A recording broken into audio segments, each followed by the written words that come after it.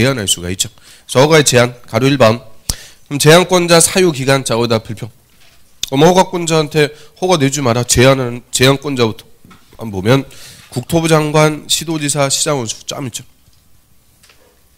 그럼 국토부 장관, 시도지사, 시장원수, 행정청 답니다. 다 제한할 수가 있죠. 다는 다음에 해당하는 지역으로서 도시군관리계획상 특히 필요하다고 인정하는 지역은 그 밑에 줄 중앙이나 지방 도시계획위원회 심의, 그 밑줄 도시계획위원회 심의 거쳐가지고 한 차례만 3년 또는 3년 이내 기간 동안 개발행위 허가를 제한할 수 있다. 딱 끊고요. 허가 내주지 마라, 못 내주게 하는 거예요. 제한할 수 있는데 다만 3번부터 5번까지. 그럼 3번부터 5번은 뭐예요? 3번, 4번, 5번에 해당하는 지역은 그 바로 밑에 한 차례만 2년 동안 2년 이내 기간 동안 허가의 제한을 연장할 수가 있다. 그래서 일단 허가 제한하는 기간, 저거부터 한번 정리해보면요. 그 밑에 박스 봐요. 1번하고 2번 두 개 묶어갖고 오늘 3년이에요. 최장 3년. 원칙대로는 딱 3년간만 허가를 못 내주게 제한할 수가 있죠. 그런데 3번, 4번, 5번 3번부터 5번까지 해당하는 지역, 이거는 최장 5년이죠. 5년. 3년에 2년 연장. 그래서 최장 5년까지 허가를 제한할 수 있다. 그래서 요 5년까지 허가 제한할 수 있는 지역을 바르게 묶은 것은 고기 21회 때 그냥 기출이요. 5개 중에서 3, 4, 5 이거 찾는 거. 그래서 일단 3번, 4번, 5번은 최장 몇 년? 5년. 그럼 이제 사유 하나씩 봅니다. 자, 1번. 녹지지역, 녹자에다 동그라미 녹지지역이나 계획관리지역, 개자 동그라미. 그럼 녹지나 계획관리지역은 개발도 할 수가 있는 곳인데 개발하려고 보니까요. 수목이 집단적으로 자라고 있어. 수목이 그냥 빽빽하게 자라고 있다. 또 조수류가 집단적으로 서식. 그게 이제 오리 같은 거, 철새가 또 철새 도래지. 별로 안 좋아해. 조류독감 뭐 이런 거 있죠. 아무튼 조수류가 서식하고 있거나 또는 우량농지 등으로 보존할 필요가 있다. 우량농지가 뭐야? 우량농지. 우량농지란?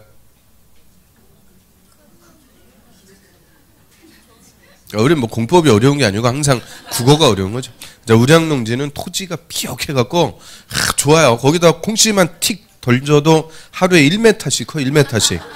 그런 우량농지. 그래서 이런데 바로 허가 내줘갖고 개발하는 것보다는 당분간은 보존하면서 농사짓고 그럴 필요가 큰 거죠. 쭉 읽어보면 당연한 거예요. 그래서 동그라미 친 거, 녹, 개, 숫자, 그 수목할 때 숫자 동그라미 쳐갖고 녹개수 딱 이렇게 외우세요. 월개수하고 비슷하죠. 상록수, 아무튼 그렇게 외우세요. 그래서 녹개수 보존할 필요가 클 때. 그 다음에 2번. 자, 개발로 인해서 주변의 환경, 경관, 미관, 문화재 이런 것들이 크게 오염되거나 손상될 우려가 있다. 개발도 좋은데 주변의 환경 다 오염시키면서 개발 못해요. 또 문화재 끝에 나오는 거, 문화재 이런 거 파괴하면서 개발 못합니다. 그래서 철저하게 문화재 보존 등이 필요한데 이게 우리나라의 저 춘천 그쪽 춘천 남이섬인가 거기에 레고랜드라고 애들 테마파크 레고 뭔지 알죠? 장난감 그 레고랜드 그거 만들려고 개발하려고 땅 파는 데마다 뭐가 나오는 거예요 계속. 그래서 거기 일대 그냥 개발 다 중단. 그래서 문화재 보존부터 하고 개발할 필요가 있다. 그러면 역시 허가 못 내주게 제한할 수가 있죠. 그래서 그 1번하고 2번은 딱 읽어봐도 당분간은 개발보다는 뭐 할 필요가 큰 것? 보존. 그러니까 원칙대로 그냥 3년간만 허가를 제한할 수가 있는데요. 그 3번 도시군 기본계획이나 도시군 관리계획을 수립. 거기까지 짬 있죠. 기본계획 관리계획 다 도시군 계획이죠. 도시군 계획을 수립. 또 4번 지구단위 계획구역 밑줄 으로 지정됐대요. 그럼 지구단위 계획구역으로 지정됐다. 뭐 수립해요? 지구단위 계획을 수립. 5번 기반시설 부담구역 밑줄 으로 지정됐다. 자, 이거는 좀 이따 우리 볼 건데요. 기반시설 설치 계획을 수립합니다. 그래서 3번, 4번, 5번 다 의미는 도시군 계획, 지구단위 계획, 기반시설 설치 계획, 나의 토지에 대한 계획을 수립하고 있는 지역이다. 이렇게 생각하시면 돼요. 그럼 계획을 수립하고 있는 지역은 계획 수립할 때까지 허가 내주지 말라는 거예요. 계획이 수립이 되면 그 나중에 그 계획에 맞춰갖고 허가 내주라. 그래서 계획 수립할 때까지 참으라. 허가 내주지 말라는 건데 그런데 이 계획이 잘 수립이 안 되니까 3년에 2년 연장해서 최장 5년까지 허가를 제한할 수가 있도록 해요. 그래서 5년까지 허가 제한할 수 있는 지역 개념은 뭐 하는 것이냐? 계획을 수립하는 것.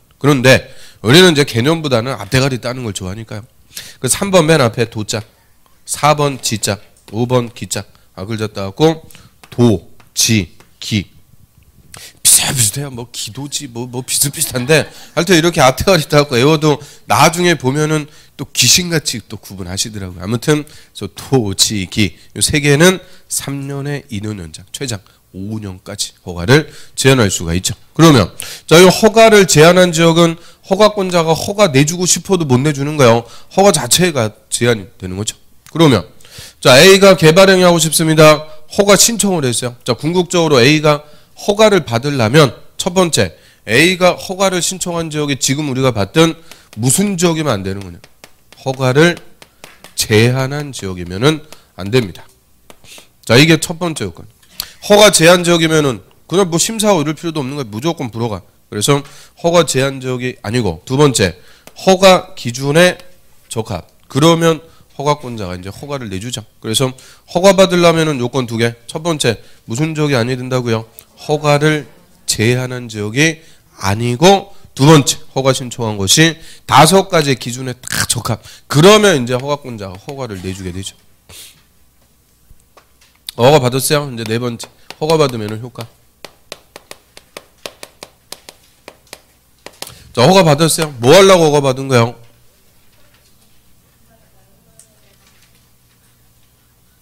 뭐 하는지도 모르고 또 열심히 또 허가 이런 거 보면 안 되고 제목이 뭐예요? 개발행위 허가. 개발행위를 하기 위해서 먼저 뭐부터 받은 거냐? 허가부터. 그러면 허가를 받았다 그 말은 이제 난개발 아니다 인정받은 거죠. 그러니까 적법하게 개발행위를 할 수가 있게 됩니다. 자, 이게 말장난 같지만 가장 큰 효과라고 그래요. 허가 받아야 개발행위를 할 수 있다. 그럼 허가 받기 전까지는 저 5가지 개발행위는 다 금지 못하는 거라고 그랬어요. 허가를 받아야 금지가 해제가 돼서 적법하게 개발행위를 할 수가 있고요. 그럼 반대로 허가도 안 받고 무허가로 개발행위 합니다. 무허가 개발행위. 이게 한마디로 난개발이요. 허가 안 받고 산 중턱 잘라냈어. 절톡. 딱 걸려서 허가권자 딱 걸리면은 허가권자가 무허가 개발행위 난개발한 것을 다시 원상으로 복구하라고 명령합니다. 원상 회복 명령. 그럼 원상 복구 명령 받으면 산 잘라냈던 거 다시 붙이라는 거예요. 산 다시 붙여야 돼요. 쉬운 거예요, 어려운 거예요? 그거 안 합니다. 그래서 원상 복구 명령을 내렸는데 불응한다. 그러면 행정 대집행. 다른 사람으로 하여금 대신 집행시킵니다. 그래서 이 난개발된 국토를 원상으로 복구. 그럼 자기가 원상 복구하면 한 10억 들어갈게. 남이 하면 100억 들어가는 거예요. 그리고 그 돈을 다 누구한테 내라고 그래요? 무허가로 개발행위를 한 자. 그 사람한테 다 내라고 하는 거예요. 그래서 원상 복구 명령 불응하면은 대집행해서 하여튼 난개발된 국토를 철저하게 원상 복구시킵니다. 엄청난 거예요. 그리고 무허가로 개발을 한 자. 자, 얘는 뭐 해버리냐? 처벌. 항상 공법이라는 것은 공익을 위해서 규제를 위반하면 어떻게 해요? 처벌. 그래서 개발행위가 위반하면 3년 이하의 징역 또는 3천만 원 이하의 벌금. 3년 3천 처벌합니다. 자, 이게 우리 국토법의 처벌 조항 중에서는 제일 센 거예요. 3년 3천. 그럼 3천만 원 뭐 낼 돈 없으면은 들어가야죠. 들어가서 뭐 해야 돼요? 슬기로운 감방 생활 해줘야죠. 그래서 작년에 또 이게 드라마 한참 유행할 때는 슬기로운 감방 생활 딱 볼 수가 있었는데 다 끝나갖고 안 탈 거예요. 아무튼 그래서 자, 무허가 개발행위는 원상 복구 명령에 대해서 무허가로 개발을 한 자는 처벌. 그러니까 반대로 해석하면 허가를 받아야 적법하게 개발행위를 할 수가 있다. 그 얘기고요. 그 다음에 허가 받은 대로 개발행위했는지 검사도 받아야 돼요. 허가 받은 거하고 다르게 개발했다. 허가 받을 이유가 없죠. 그래서 허가 받은 대로 그대로 개발했는지 공사가 끝나면 허가권자한테 준공검사까지 딱 받아야 개발이 다 끝나게 되죠. 그럼 일단 141페이지 와보세요. 밑에 9번 준공검사. 다음 행위에 대한 허가를 받은 자는 그 개발행위를 마치면 밑에 줄 특광시장 군수. 얘들이 누구요? 허가권자에게 준공검사까지 다 받아야 됩니다. 그래서 밑에 박스에 보면 1번 건물의 건축, 공작물의 설치, 2번의 형질 변경, 3번 토속 채취. 자, 요 세 개만. 그러면 딱 요거죠. 허가 대상 1, 2, 3. 요 세 개만 개발행위를 마치면은 허가권자한테 와서 검사까지 받으라는 거예요. 그럼 반대로 토지 분할하고 물건 쌓아두는 거 이거는 준공검사 받는다 안 받는다? 안 받는다. 그게 26회 때 정답. 토지 분할 행위를 마치면 준공검사 받아야 된다. 정답. 틀린 거예요. 그래서 이런 토지 분할 물건을 쌓아두는 것은 준공검사 안 받습니다. 왜 안 받아요? 준공검사 말에서 나오죠. 준공 공사를 잘 끝냈는지 검사 받으라 그랬는데 토지 분할하고 물건 쌓아두고 여기에는 공사라는 게 있을까 없을까? 토지 분할은 장부상으로 땅을 분할하는 거죠. 그걸 인위적으로 막 땅을 가르고 그러는 공사 없어요. 또 물건 쌓아두는 것도 땅에다 물건 쌓아두는 거지 뭘 어떻게 쌓아둬.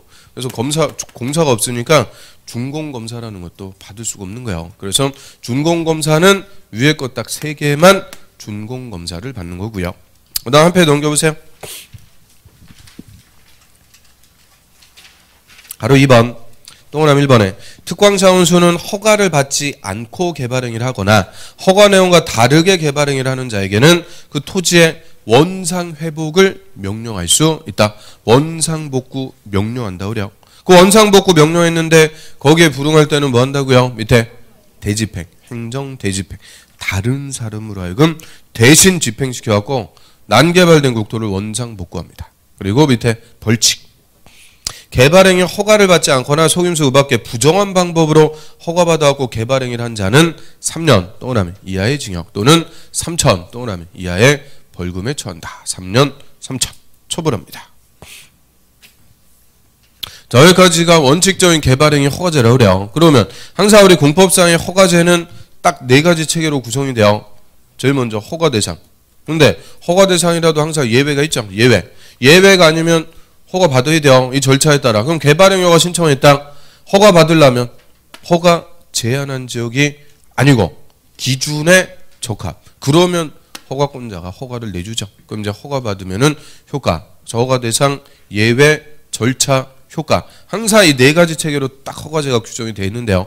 이 중에서 핵심은 당연히 뭐겠어요? 핵심은 허가 대상. 저걸 알아야 예외, 뭐 절차, 효과 다 풀어갈 수 있는 거니까 그래서 허가 대상, 핵심. 그리고 계속 다른 법에서도 계속 나오는 거니까 확실하게 저 5개 정리를 해두시고요. 그 다음 이제 145페이지로 하겠습니다. 145.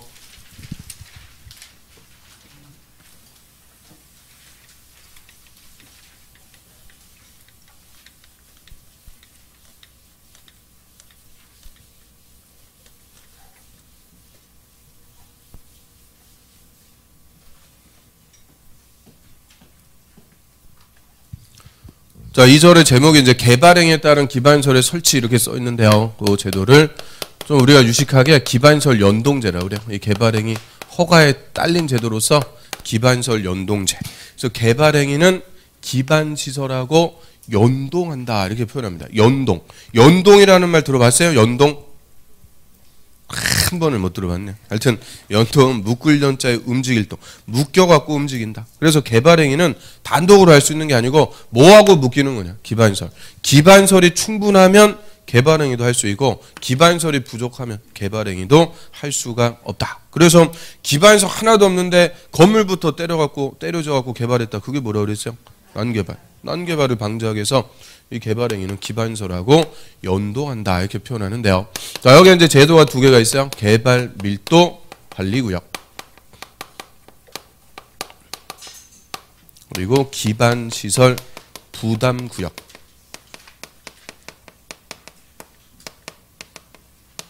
자, 이렇게 이제 2가지의 구역을 묶어갖고 기반설 연동제라고 하고요. 자, 이 2개는 제일 잘 물어보는 논점은 일단 다 구역으로 끝나죠. 구역. 그래서 이 우리 도시군관리계획 내용 중에서 용도구역하고 구분할 수 있는지 그거 갖고 제일 잘 물어봐요. 그럼 우리 저번 주에 용도구역 5개 다 배웠죠. 개, 도, 시, 수, 입. 개자가 뭐예요? 개발 제한구역. 도. 또 슬슬 지어내기 시작하죠. 도시 자연공원구역. 시가와 조정구역. 수산자원 보호구역. 입은 뭐예요? 입지 규제 최소구역. 그래서 그 5개만 용도구역. 이 2개는 구역으로 끝나도 용도구역 아닌 거예요. 그래서 도시군관리계획 결정에서 정한다 그러면 틀려요. 도시군관리계획 결정하는 내용이 아닙니다. 다 어디서 나온다고요? 개발행위 허가에서 딸려갖고 파생되는 제도라고 그래요. 그래서 다 이 두 개 구역은 허가권자가 지정을 해요. 개발행위 허가권자, 특별시장, 광역시장, 시장 또는 군수. 그래서 특광시장, 군수, 허가권자가 항상 이 권한자가 돼서 지정합니다. 그래서 도시군관리계획하고 아무 관계 없고요. 그다음에 이 두 개가 서로 정반대입니다. 정반대. 개발밀도관리구역은 이미 개발이 다 끝난 곳이라고 그래요. 이미 기자 써가지고 기개발지, 이미 개발이 된 곳. 이에 반해서 기반시설 부담구역은 신개발지, 한참 새로 개발하는 것. 그래서 신개발지, 우리 검단 신도시도 새로 한참 개발하는 곳들 있죠. 그런 개념이에요. 그래서 이미 개발 다 끝난 곳하고 한참 새로 개발하는 것, 서로 완전 반대 개념이에요. 그래서 하나의 토지의 개발밀도관리구역과 기반시설 부담구역을 중복하여 지정할 수 있다? 있을 수가 없는 거예요. 서로 정반대니까 중복이라는 게 나올 수가 없어요. 개념 자체가. 하나씩 보죠. 자, 개발밀도관리구역 저부터 하나씩 봅니다. 개발밀도관리구역이란 개발로 인해서 기반시설이 부족할 것으로 예상되나 기반시설을 설치하기가 곤란 떠오나면 거기에 키워드 곤란한 지역을 대상으로 건폐율이나 용적률을 강화 떠오나면 강화 적용하기 위해서 지어하는 구역이다. 그럼 얘는 이미 건물 다 지었고 개발이 끝난 곳이니까 기반시설을 추가적으로 설치하는 게 곤란한 곳이요. 곤란하니까 이 기반시설을 필요로 하는 큰 건물을 못 짓게, 큰 건물 못 짓게 하는 방법, 건폐율 또는 용적률을 강화 적용하기 위해서 정합니다. 강화. 그럼 일단 첫 번째 논점. 완화 적용하기 위해서 정한다 이러면 틀리는 거예요. 완화가 아니고 뭐 한다고요? 강화. 강화시킨다는 말의 의미는 줄인다 의미입니다. 줄인다. 건폐율, 용적률 줄여버리겠다. 그러면 우리 건폐율이나 용적률 다 건물 크기 재난다 그래요. 건폐율은 공식이 뭐예요? 건폐율. 건대. 건축면적 나누기 대지면적 곱하기 100. 그럼 건폐율 줄이면 뭐가 줄어들어요? 건축면적이 줄어든다니까. 건축면적, 건물의 수평 크기. 그 다음 용적률은 연대. 연면적 나누기 대지면적 곱하기 100. 그 용적률 줄이면 뭐가 줄어드는 거예요? 연면적이 줄어든다니까. 그 연면적이 줄어들면 연면적의 의미는 각층 면적 다 합친 거니까 충수. 그래서 입체 크기를 규제. 다 건물의 크기 제한하는데 이걸 줄이겠다. 그 말은 큰 건물 못 짓게 한다. 그죠? 그래서 기반시설이 안 되니까 대규모 개발도 못하게 큰 건물을 못 짓게 억제하려고 지정을 해요. 그래서 밑에 봅니다. 자, 지정권자. 자, 특광시장 군수. 이 꼴 누구라고 쓰면 돼요? 허가권자. 허가권자. 특광시장 군수. 허가권자는 주거, 상업, 공업청. 밑줄. 주상공업청. 그걸 기개발지라고 그래요. 기개발지. 이미 개발이 된 것. 기개발지. 주상공업지역에서 밑에 대출 끝에 개발밀도관리구역을 지정할 수가 있다. 할 수가 있다. 그래서 허가권자 특광시장군수가 지정할 수 있대요. 어디서? 주상공업청. 그럼 예를 들어갖고 자 우리 저 강남 같은데 생각하시면 돼요. 종로나 강남. 왕복 20차선 넓은 도로가 그냥 설치가 돼 있고요. 양옆을 도로를 따라갖고 건물들이 그냥 다 지어져 갖고 개발이 다 끝난 것. 이 기개발지 개념. 그런데 이번에 여기에 새로 막 50층짜리 대형 건물, 그 백화점 같은 거 이런 게 새로 들어왔다. 그 안 그래도 중심 지역은 대로라도 차 엄청 막히죠. 근데 또 이런 교통 수요를 많이 유발하는 백화점 같은 대형 건물이 들어왔다. 더 막히는 거예요. 그러니까 도로부터도 확장을 해주고 그래야 되는데 이미 건물 다 지어놓은 상태에서 확장이 돼야 안 돼요. 안 되죠. 또 이 큰 건물에서 전기, 수도, 가스 엄청 끌어다 쓸 건데 수도관 더 확보할 수 있어요, 없어요? 안 되죠. 그래서 이미 다 개발이 끝난 곳은 이런 큰 건물을 지어도 기반시설 설치가 안 되니까 거꾸로 뭐 하는 거냐. 이런 대형 건물을 못 짓게 억제하기 위해서 지정합니다. 그래서 큰 건물을 못 짓게 하기 위해서 지정한다. 큰 건물 못 짓게 하는 방법이 뭐라고요? 건폐율이나 용적률을 강화, 줄여버리는 거예요. 그래서 강화하기 위해서 이런 기개발지에 지정하고요. 그러면 도시지역에 개발밀도관리구역 지정할 수 있다. O, X. 도시지역에서 정할 수 있다. 들리죠? 도시지역 하면 주, 상, 공, 녹지는 해당 사항이 없습니다. 그래서 도시지역에 지정할 수 있다 그러면 안 돼요. 어디라고요? 주거, 상업, 공업지역에서 지정할 수가 있죠. 밑으로 갑니다. 절차. 자, 특광사원수가 개발 및 관리구역 지정하려면 그 밑에 줄 지방도시계획위원회 심의, 밑줄 도시계획위원회 심의는 거쳐야 돼요. 그래서 밑에 보면 명칭이라든지 범위, 건폐율 용적률 강화시키는 범위 이런 것들 허가권자가 단독으로 하는 게 아니고 심의는 다 거쳐갖고 지정하고 고시합니다. 그러면 맨 밑에 효과. 자, 특광시장 군수는 개발 및 관리구역에서는 건폐율 또는 용적률을 대통령령이 정하는 범위에서 강화 적용한다. 일단 완화 적용한다. 땡. 완화가 아니고 뭐 한다고요? 강화. 강화해서 적용하는데 핵심은 대통령령이 정하는 범위입니다. 그 가로에 보면 해당 용도지역에 적용되는 용적률 동그라미 50% 동그라미 최대 50% 범위에서 강화합니다. 그게 효과요. 그럼 의회에서는 건폐율이나 용적률 강화 적용하려고 정한다고 그랬죠. 근데 구체적으로 지정했을 때는 뭐만 강화시키는 거냐? 용적률만 최대 50%까지 강화. 건폐율을 50% 강화한다. 이건 없어요. 용적률만 50%까지 강화합니다. 그러면 이 원래 50층까지 지을 수 있었는데 개발 및 관리구역 중에서 용적률 50% 강화 줄여버린 거예요. 그러면 이제 50층 못 짓죠. 딱 반토막 몇 층까지밖에 25층까지밖에는 못 짓는 거예요. 그래서 용적률 50% 강화시켜갖고 대형 건물을 억제합니다. 개념 알겠어요? 그래서 기반시설이 안 되니까 대규모 개발도 억제, 즉 대형 건물을 못 짓게 한다. 못 짓게 하는 방법은 용적률을 50% 강화 적용합니다. 다음 페이지 넘겨보세요.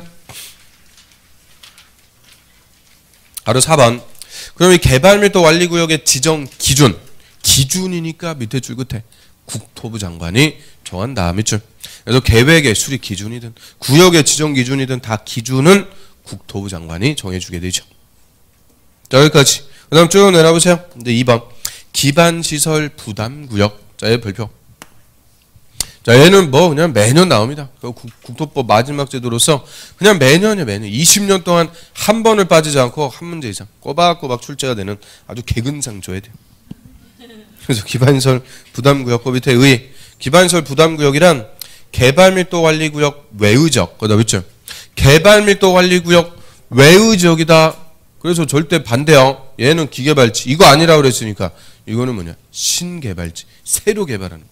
신개발지로서 개발로 인해서 도로, 공원, 녹지 같은 다음의 기반시설의 설치가 필요해 또는 필요한 지역을 대상으로 기반시설을 설치하거나 그에 필요한 용지를 확보케 하기 위해서 지정고시하는 구역을 말한다. 그래서 얘는 새로 개발하니까 개발하는 만큼 기반시설이 필요해요. 그래서 필요한 기반시설을 개발행위를 하는 자들이 설치해라. 기반시설의 설치 의무를 부과하려고 지정하는 구역이다라고 하고요. 기반시설 설치 의무를 부과.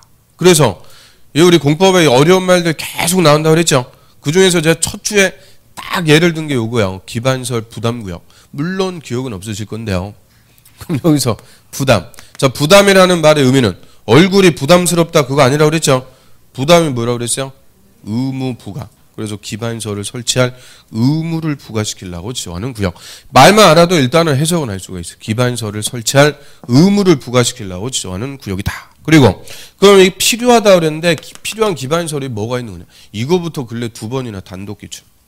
다음 페이지 맨 위에 보세요. 박스에 1번. 도로도 있고요. 밑에 공원, 녹지, 학교, 수도, 하수도. 그 폐기물 처리 및 재활용 시설 이렇게 바꿨어요.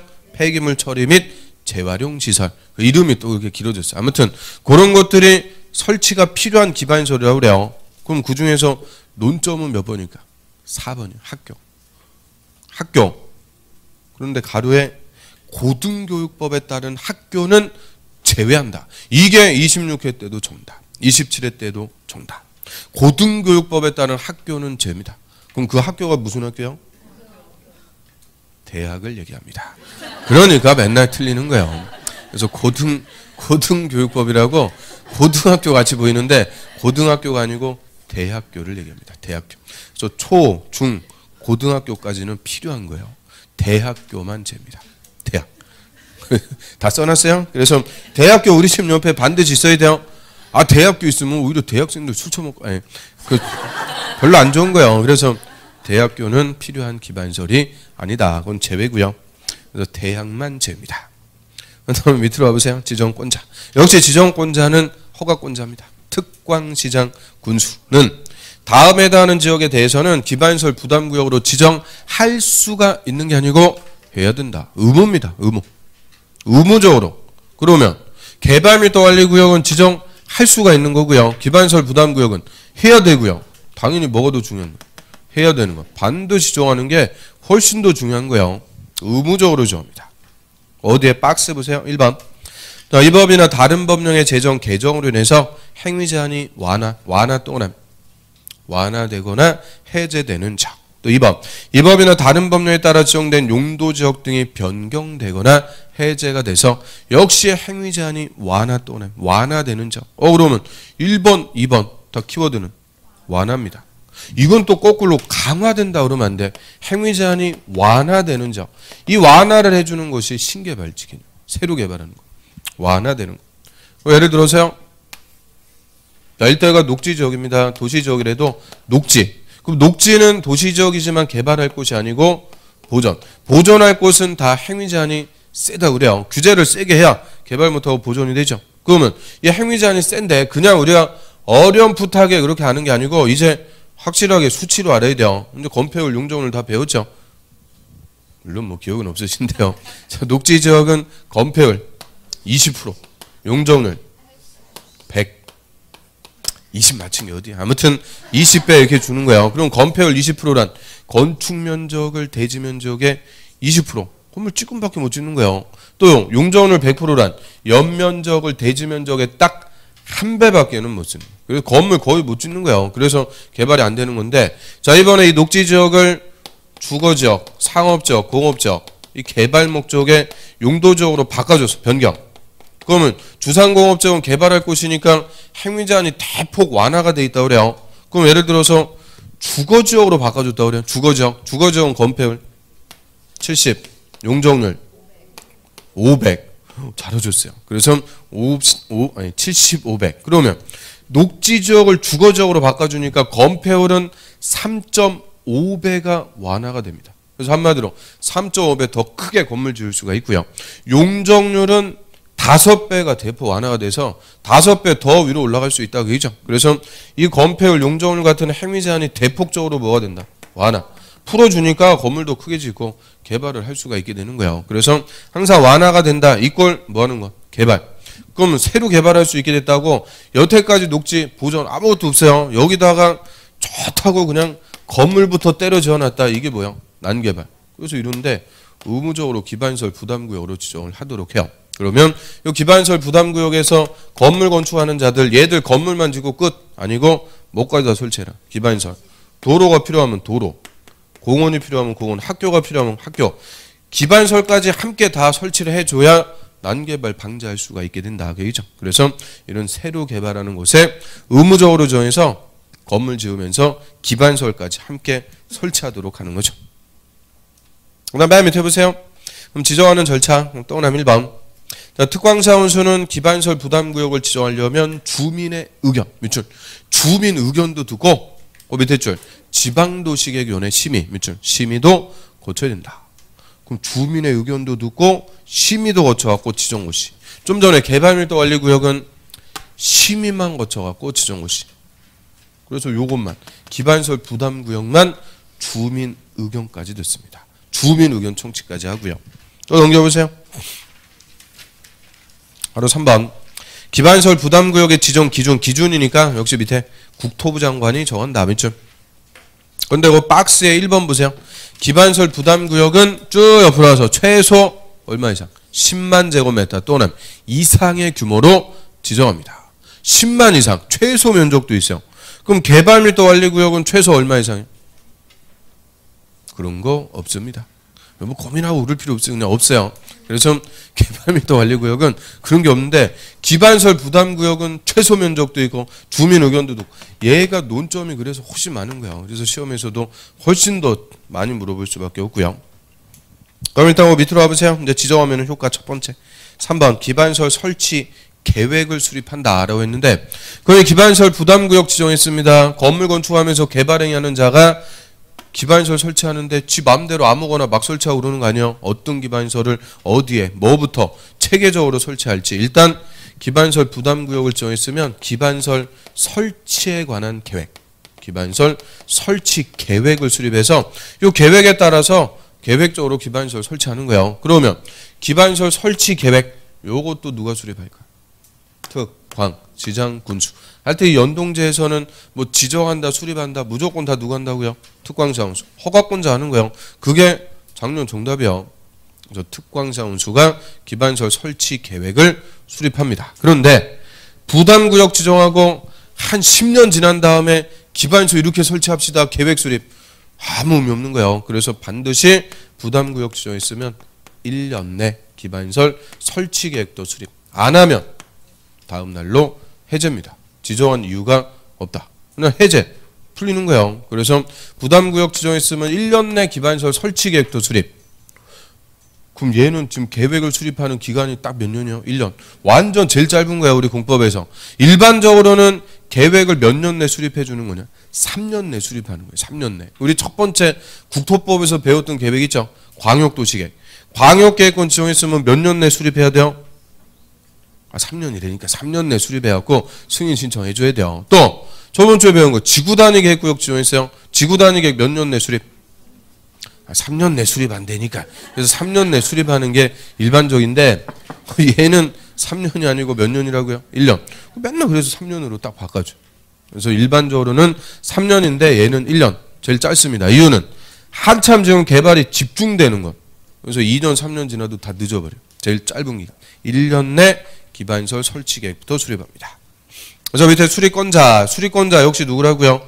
허가권자. 특, 광, 시장, 군수는 기반설 부담구역이 지정이 되면 기반설 설치 계획도 수립해야 되고 이를 뭐 도시군관리계획에 반영하도록 합니다. 그럼 맨 밑으로 와보세요. 뭐 내용 읽어보시면 되고. 해제. 자, 기반설 부담구역 지정고시일부터 1년 동그란 별표. 자, 1년이 될 때까지 기반설 설치 계획 수립하지 않으면 그 1년이 되는 날이 아니고 다음 날 또는 다음 날로 부담구역의 지정은 해제된 걸로 본다. 즉 해제됩니다. 그래서 1년 내 기반설 설치 계획부터 수립하고요. 그럼 이제 기반설 설치 계획도 다 수립했네요. 그럼 이제 궁극적인 효과. 기반설 부담구역에서 요 건물 건축하는 자들이 저 계획에 따라 직접 기반설을 설치해라. 그러니까 요 건물 짓는 애가 도로 여기까지, 얘는 여기까지 각각 설치하면 어떻게 돼요?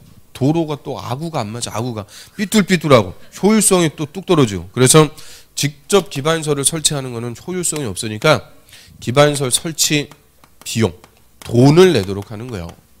그래서 기반설 설치 비용을 내도록 함으로써 돈 받아갖고 특광사원수가 계획적으로 다 설치를 해주게 됩니다. 그래서 이거 궁극적인 효과요. 직접 기반설을 설치하는 게 아니고 뭐를 내라고요? 돈, 기반설 설치 비용을 납부하도록 합니다. 그게 궁극적인 효과. 그래서 옆에 있지 메뉴에 기반설 설치 비용의 납부. 그럼 누가 돈 내는지가 뭐 제일 중요하죠. 바로 1번. 기반설 부담구역에서 기반설 설치 비용 부과 대상 건축 행위는 200제곱미터를 초과하는 건물의 신축, 중축 행위. 그거 짬 있죠? 200 초과하는 건물의 신축은 새로 짓는 거고요. 중축은 더 짓는 거죠. 행위로 한다. 딱 끊습니다. 그러면 200 초과하는 건물을 신축, 중축하는 자에게 기반설 설치 비용 부과해서 돈 내라는 거예요. 그럼 누가 돈 내는 거예요? 결론. 아니 지금 읽어봐죠. 200 초과하는 건물을 신축, 중축하는 자, 그 자가 돈을 내야 된다. 돈을 내셔. 다음 페이지 넘겨보세요. 그래서 150페이지 맨 밑에, 150 맨 밑에. 하루 4번에 동그라미 1번 납부 의무자. 자, 그게 결론이요.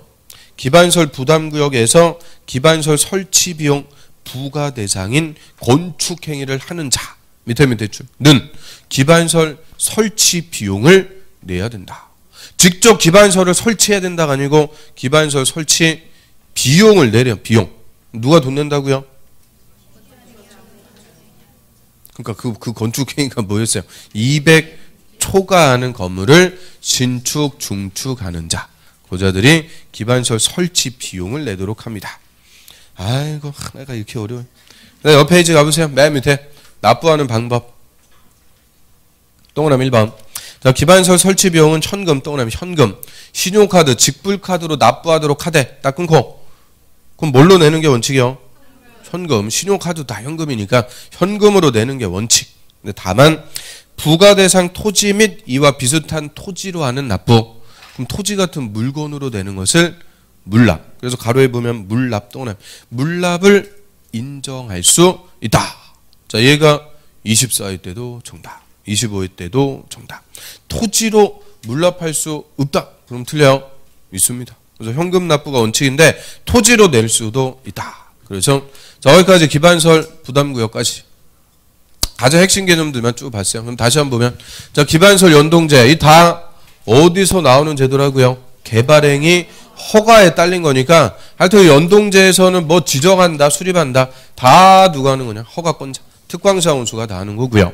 자, 개발밀도 관리구역은 이미 개발 다 끝난 곳이요. 용도적으로 따지면 주거, 상업, 공업청 개발 다 된 곳이라서 기반시설 설치가 안 되니까 곤란하니까 기반시설을 필요로 하는 큰 건물도 못 짓게 대규모 개발을 억제합니다. 건폐율, 용적률을 강화. 근데 구체적으로는 뭐만?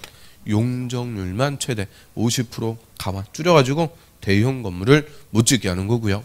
그 다음 기반시설 부담구역은 신개발지, 새로 개발해요. 항상 신개발지는 행위 제한이 뭐 된다고요?